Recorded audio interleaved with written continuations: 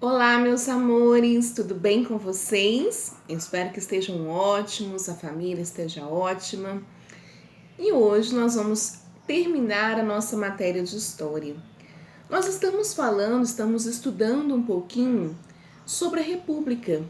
Na nossa aula interativa revisional, a gente falou um pouquinho da diferença dessa forma de governo entre monarquia e república.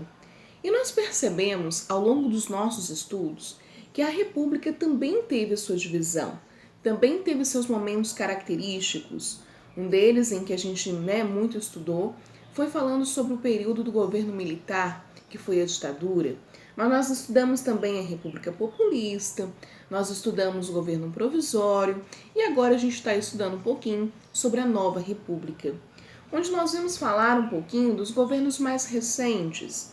E por que é interessante nós estudarmos essa forma de governo? É interessante para a gente ver os direitos que a população ela foi alcançando ao longo dos períodos históricos característicos no Brasil. Uma das características marcantes da República é o direito de voz dessa população, é o direito de escolha dessa população. Em uma das pesquisas que eu pedi que vocês fizessem, Jacques pediu para pesquisar, para saber, para falar um pouco qual é a importância do voto. O voto é muito importante, porque a partir do voto é que você vai estar colocando ali o seu ponto de vista em relação àquilo que você quer para o Brasil. Por quê? Porque é pelo voto que você vai escolher o representante, ou seja, presidente, seja o prefeito, seja o governador, os vereadores, o deputado, seja qual for.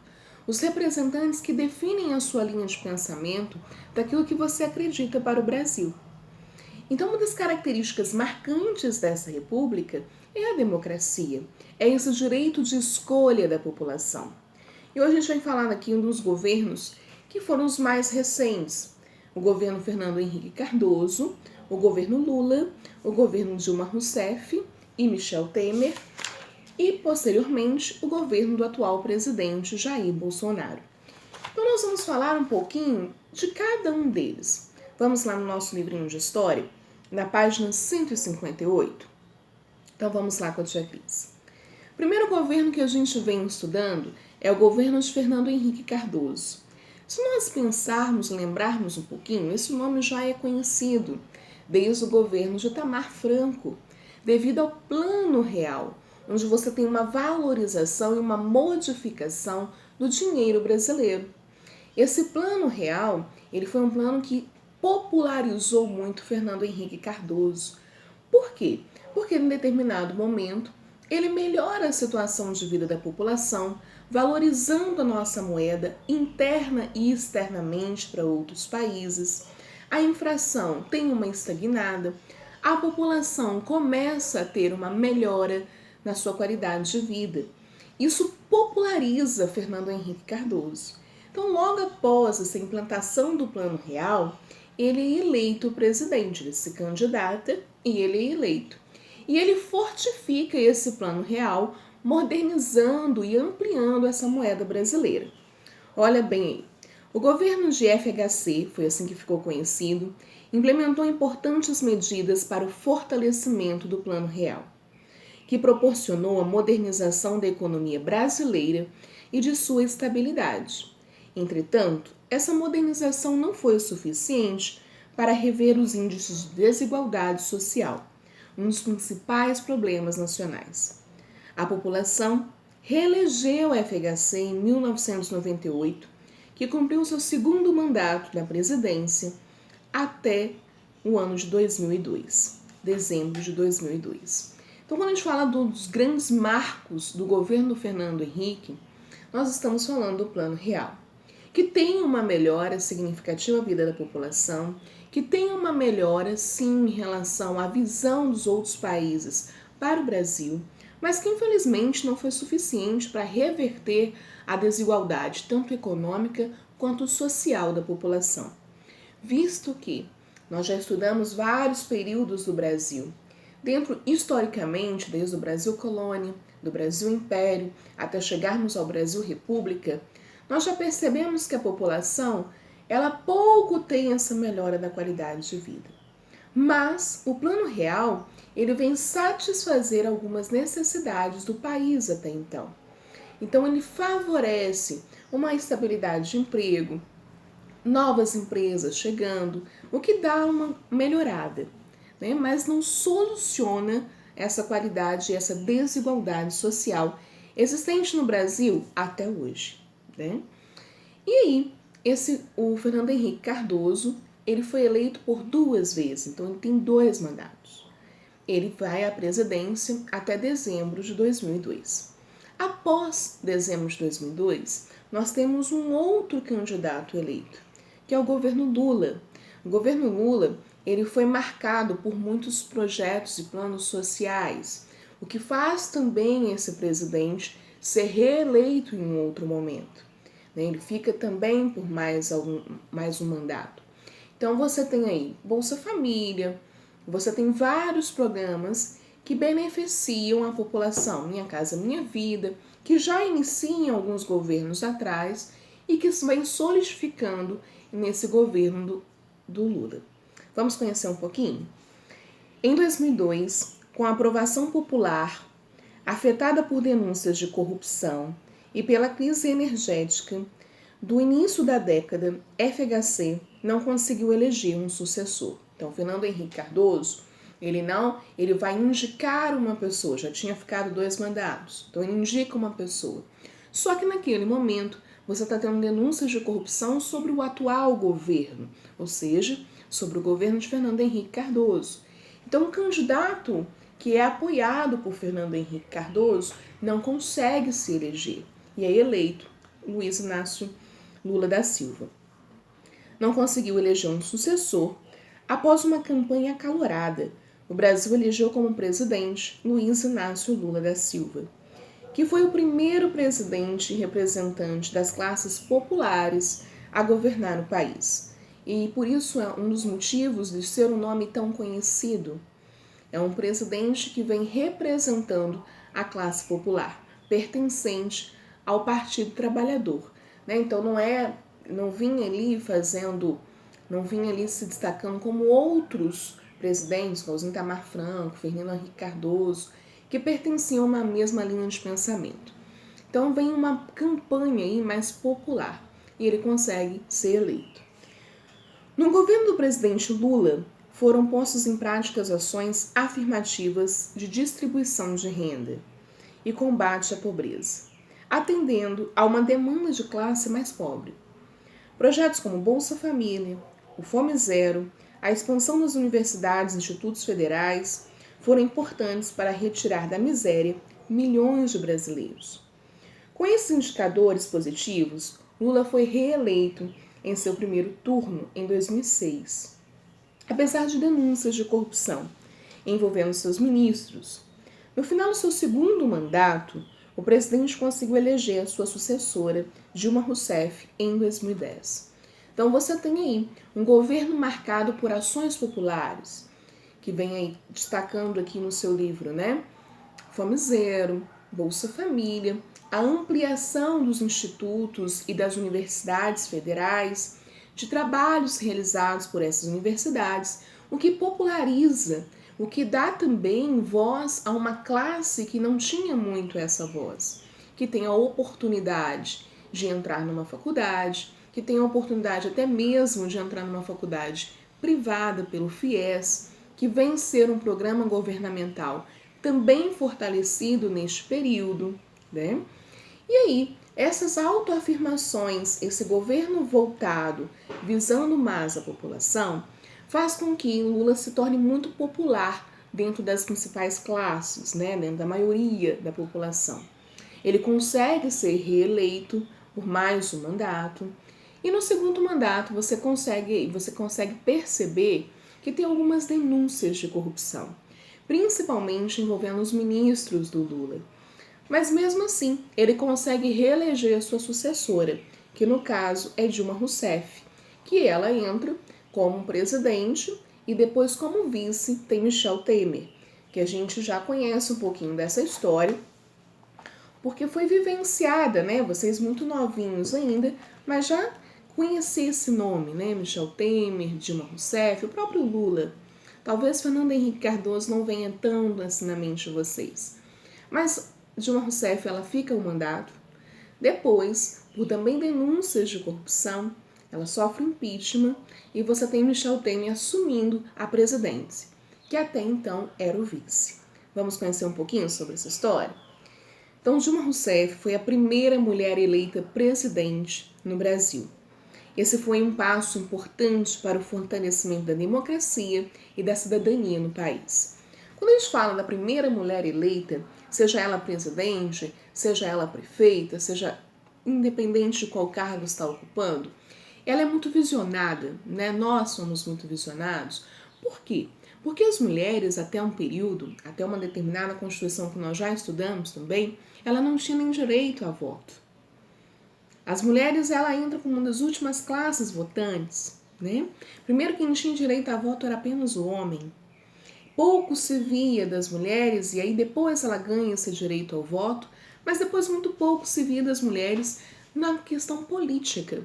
E aí por isso tem tanto esse destaque, esse ressalte, quando se fala de uma mulher eleita, não só no Brasil, tá? No mundo como um todo. Ela deu continuidade aos projetos de combate à pobreza, visto que ela era um dos nomes indicados por Luiz Inácio Lula, ela é sucessora dele. Então ela vai dar continuidade aos projetos que são consolidados nesses 2 mandatos de Lula. Iniciados no governo do presidente Lula, investiu em infraestrutura e desenvolvimento regional, por meio do projeto de aceleração do crescimento, que ficou conhecido como a sigla PAC. No entanto, o governo de Dilma Rousseff foi marcado por crises políticas, econômicas e sociais que culminaram em 2013 com a manifestação da sociedade civil. Essas manifestações reuniram trabalhadores, estudantes e diferentes grupos econômicos que ficaram conhecidas como Jornadas de Junho, justamente porque ocorreram em junho de 2013. Apesar da forte resistência política, Dilma conseguiu se reeleger em 2014. Porém, com o agravamento da crise, o crescimento negativo da economia, uma taxa de desemprego muito elevada e de volta à inflação, manifestantes foram novamente às ruas protestar contra o governo e o Congresso aprovou o impeachment da presidente em 31 de agosto de 2016. O vice-presidente Michel Temer assumiu a presidência com uma forte disputa entre os que eram contra a saída da Dilma e os cargos que eram a favor. Então você tem uma divisão. A partir do momento em que Dilma sofre o impeachment, a gente tem uma divisão muito grande. Você tem aquele lado que era a favor desse impeachment e o lado que era contra esse impeachment. Nós estávamos num cenário muito difícil, tanto econômico quanto social e quanto político. No período que Temer ficou na presidência, era comum deparar com o bordão "Fora Temer", como forma de manifestação política. Apesar do relativo aumento das atividades econômicas, o número de miseráveis aumentou 11% no governo Temer. Miseráveis são aquelas pessoas, são aqueles grupos sociais que estão em extrema pobreza, né? Você não tem moradia, você não tem alimento, você não tem renda. Então você tem um crescimento aí de 11%. Em função do alto índice de desemprego. Agora nós vamos falar um pouquinho do atual governo, o governo eleito em 2019, que é o governo de Jair Bolsonaro. O ex-presidente Luiz Lula da Silva foi impedido de se candidatar nas eleições de 2018. Nesse mesmo ano, foi condenado por corrupção, pela Operação Lava Jato, que, segundo o Ministério Público, é a maior investigação de corrupção e lavagem de dinheiro do Brasil. No lugar de Lula, candidatou-se Fernando Haddad, que disputou o segundo turno de Jair Bolsonaro. Então você tem nesse momento um cenário bem delicado do Brasil.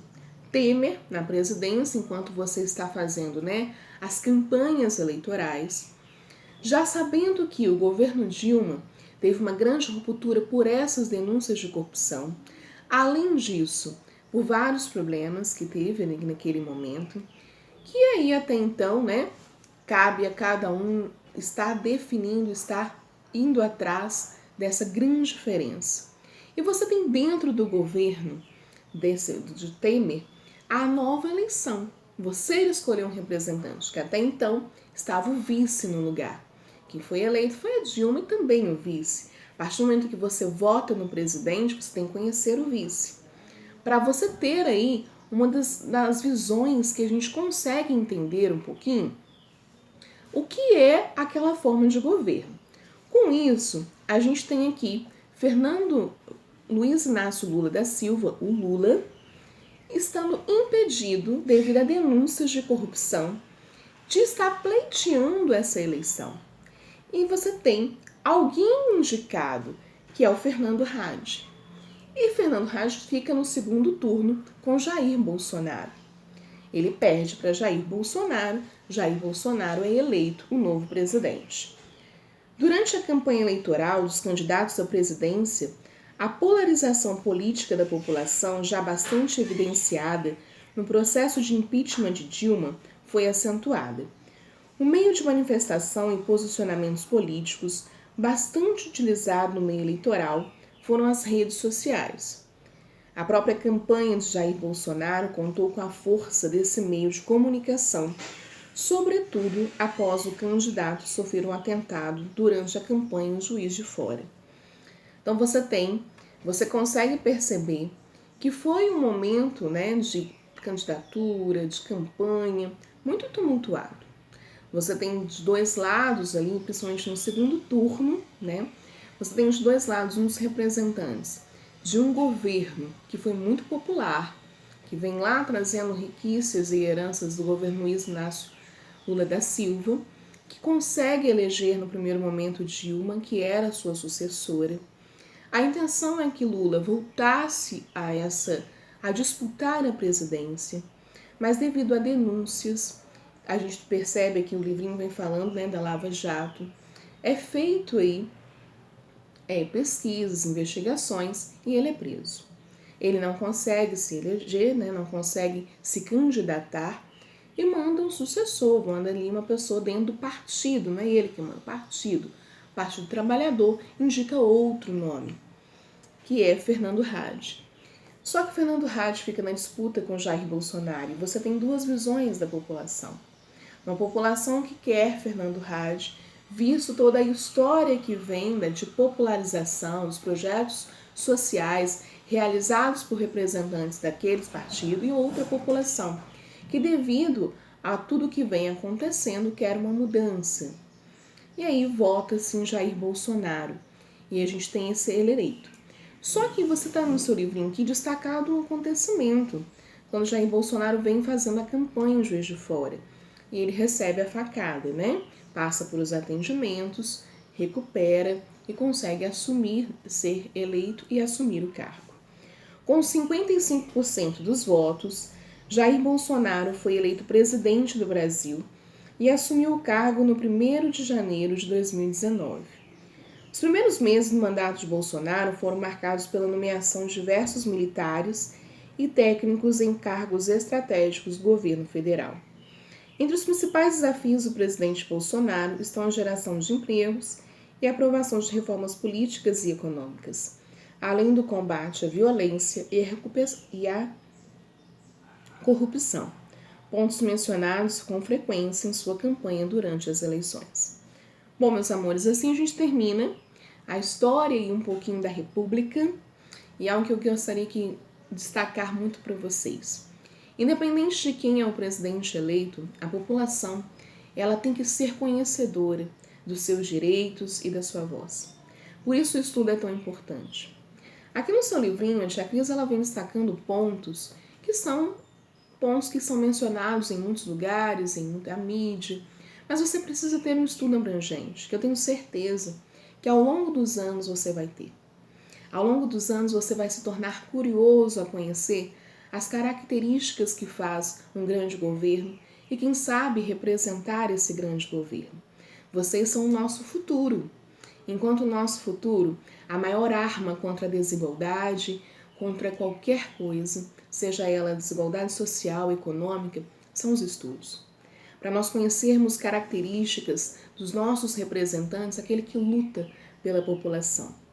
aquele que tem uma voz ativa pensando na prioridade. Algo que nós temos que mencionar é quanto mais alto o cargo, maior a servidão. Então, se o cargo mais importante é a presidência dentro da República, maior tem que ser a servidão. E nós precisamos de governantes que governem para o povo. E para que esses governantes cheguem até os lugares que tem que chegar, primeiro a gente precisa de honestidade e segundo de estudo. E quem sabe pode ser você, que futuramente. Então estude bastante, tenha uma voz ativa, saiba ouvir. Ouvir é um grande aprendizado. E eu tenho certeza que o futuro de vocês serão brilhantes. Qualquer dúvida, Jacri está aqui. Beijão para vocês. Fiquem com Deus.